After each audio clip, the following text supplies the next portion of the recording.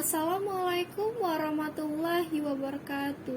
Nama saya Indi Satyayu Esaningrum dengan MPM 251040394. Di sini saya akan memenuhi salah satu tugas ujian akhir semester mata kuliah Green Economy dan Trade yang berjudul Sumber Daya Alam yang Tidak Dapat Diperbarui.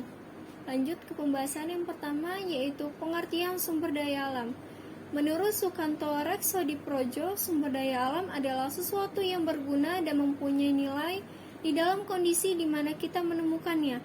Sumber daya alam meliputi semua yang terdapat di bumi, baik yang hidup maupun benda mati yang berguna bagi manusia.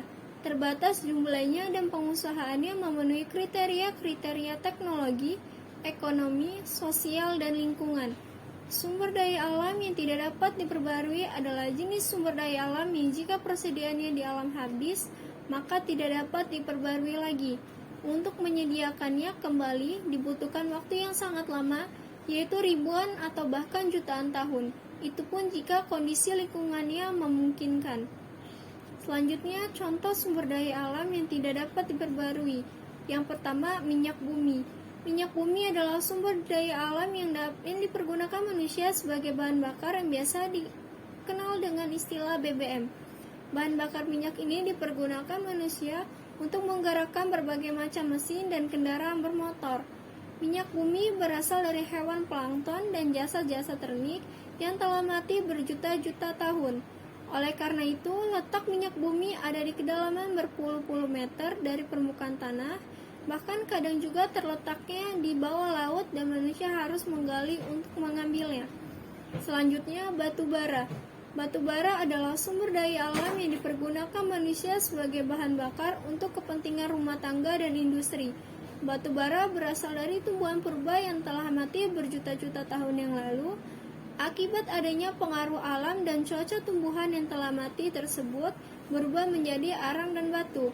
Oleh karena itu, letak batu bara tidak berada di kedalaman yang jaraknya berpuluh-puluh meter dari permukaan tanah seperti minyak bumi, tetapi ada di permukaan bumi dan manusia harus menggali untuk mengambilnya. Selanjutnya, emas dan perak.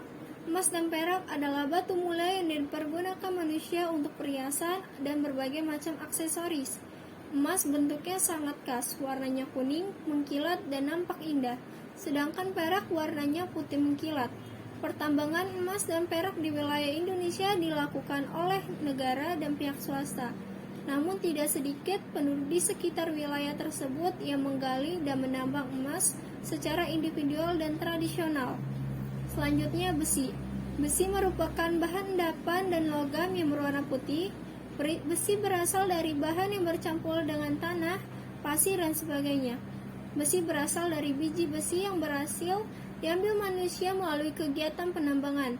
Besi dipergunakan manusia untuk berbagai macam kepentingan, mulai dari sebagai bahan dalam, membuat berbagai macam peralatan rumah tangga, kendaraan, dan bangunan. Selanjutnya, gas alam. Ada dua macam gas alam yang diperdagangkan, yaitu LNG dan LPG. LNG atau gas alam cair dibuat dari gas alam yang terbentuk secara alami. LNG membutuhkan suhu sangat dingin supaya dapat disimpan secara cair. Sedangkan LPG atau gas hasil olahan minyak bumi yang dicairkan, LPG inilah yang digunakan sebagai bahan bakar kompor gas. Yang selanjutnya, tanah liat. Tanah liat adalah tanah yang mengandung 65% butiran-butirannya sangat halus sehingga rapat dan sulit menyerap air. Tanah liat banyak terdapat di daratan rendah di Pulau Jawa dan Sumatera. Tanah liat juga dapat dimanfaatkan sebagai bahan baku kerajinan gerabah. Selanjutnya, gamping atau batu kapur. Batu kapur terbentuk dari pelapukan sarang binatang karang. Potensi batu kapur di Indonesia sangat besar dan tersebar hampir merata di seluruh kepulauan Indonesia. Sebagian besar cadangan batu kapur Indonesia terdapat di Sumatera Barat. Selanjutnya, pengelolaan sumber daya alam yang tidak dapat diperbarui. Yang pertama, teori pengambilan sumber daya alam yang tidak dapat diperbarui secara optimal. Ada dua syarat yang harus dipenuhi agar terdapat pengambilan sumber daya alam secara optimal, di antara lain. Yang pertama, syarat umum yang berlaku pada produksi setiap barang yang berada dalam fase persaingan sempurna agar dicapai suatu tingkat efisiensi yang optimum adalah harga barang yang dihasilkan harus sama dengan biaya produk marginal. Yang kedua, pengambilan sumber daya alam secara optimal menyangkut tingkah laku dari biaya alternatif itu harus selalu meningkat sebesar tingkat bunga yang berlaku dari waktu ke waktu, atau dengan kata lain, bila royalti itu dinyatakan pada harga sekarang, maka ia tidak akan berubah sepanjang waktu. Selanjutnya, keadaan tingkat harga sumber daya alam yang tidak dapat diperbarui. Agar tercapai pengambilan sumber daya alam yang dapat memberikan manfaat sosial bersih yang optimum, yaitu royalti harus meningkat dengan laju sebesar tingkat bunga. Karena royalti merupakan perbedaan antara tingkat harga yang konsumen bersedia membayar dan biaya produksi, maka harga akan terus meningkat dengan laju setinggi tingkat bunga. Akan tetapi, harga barang sumber daya alam ini tidak akan mungkin akan lepas tanpa batas. Selanjutnya, pola perkembangan produksi.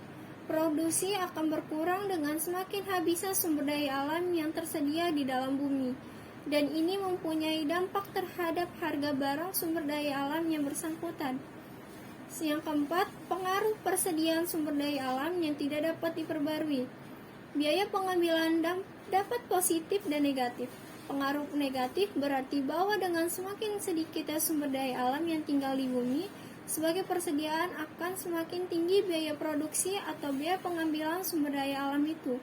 Hal ini menunjukkan bahwa dengan semakin langkanya persediaan, nilai royalti akan meningkat jauh lebih lambat daripada tingkat bunga yang berlaku.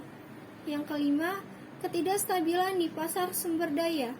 Ketidakstabilan di pasar sumber daya alam akan menyebabkan pengambilan sumber daya alam yang tidak efisien. Apabila elasticity of substitution, persentasi perubahan ini di dalam harga yang diharapkan dibagi dengan persentasi perubahan harga sekarang lebih besar dari 1, maka akan terjadi perubahan harga yang sifatnya eksplosif. Sedangkan bila elastisitasnya itu sama dengan atau lebih kecil dari 1, maka akan terdapat harga keseimbangan. Selanjutnya, hubungan sumber daya alam yang tidak dapat diperbarui dengan manajemen bisnis. Secara sederhana, manajemen bisnis dapat diartikan sebagai usaha yang dilakukan untuk mencapai target. Dengan kata lain, tanpa adanya manajemen, tentunya proses usaha yang dilakukan pun tidak akan mencapai target. Artinya, jika manajemen yang dimilikinya dilakukan dengan baik, maka perkembangan perusahaan pun berjalan dengan baik pula. Ilmu ekonomi juga mempelajari tentang proses seseorang atau masyarakat mengambil keputusan tentang bagaimana menggunakan sumber daya yang langka. Sumber daya alam yang tidak dapat diperbarui adalah jenis sumber daya alam yang jika persediaannya di alam habis, maka tidak dapat diperbarui lagi. Untuk menyediakannya kembali dibutuhkan waktu yang sangat lama, yaitu ribuan bahkan jutaan tahun. Sumber daya alam yang tidak dapat diperbarui ini merupakan bagian penting dalam setiap aspek kehidupan manusia dan memiliki harga jual tinggi. Oleh sebab itu, beberapa pihak menggunakan secara berlebihan juga melakukan eksploitasi untuk mendapatkan banyak uang.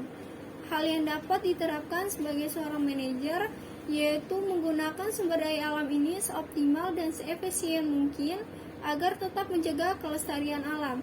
Seorang manajer harus memiliki kemampuan untuk memahami dan mengambil keputusan yang baik terkait pengembangan sosial budaya atau sumber daya alam dan sumber daya manusia yang mumpuni dan juga pembangunan yang berkelanjutan.